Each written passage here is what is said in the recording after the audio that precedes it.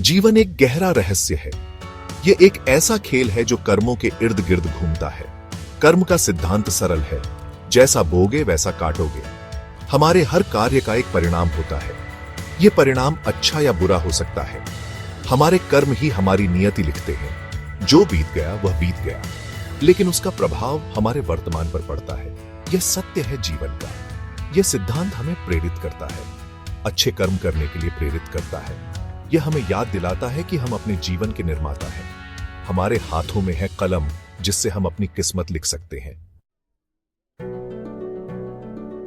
हमारा वर्तमान हमारे भूतकाल का प्रतिबिंब है। जैसे एक बीज से पेड़ बनता है, वैसे ही हमारे कर्म हमारे जीवन को आकार देते हैं। अतीत में किए गए अच्छे कर्म सुख और समृद्धि लाते हैं। बुरे कर्म दुख और परेशानियों का कारण बनते हैं। कभी कभी हमें समझ नहीं आता कि दुख क्यों है, लेकिन गौर से देखें तो कारण मिल ही जाता है।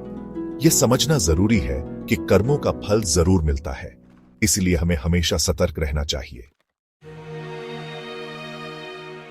दुख और पीड़ा जीवन का हिस्सा है, लेकिन क्या आपने कभी सोचा है कि इनका कारण क्या है? कर्म का सिद्धांत इसका जवाब देता है।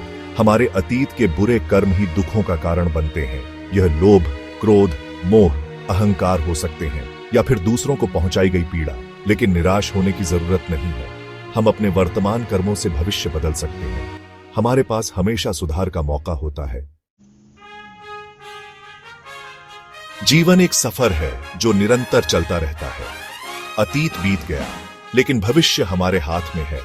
हम जो भी कर्म आज करते हैं, वह हमारे भविष्य का निर्माण करते हैं। अच्छे कर्म हमें प्रकाश की ओर ले जाते हैं। वे हमें सुख, शांति और समृद्धि प्रदान करते हैं। इसलिए सदा सकारात्मक रहे, अच्छे कर्म करें, दूसरों की मदद करें। यही सच्चा जीवन है, यही कर्म का सार है।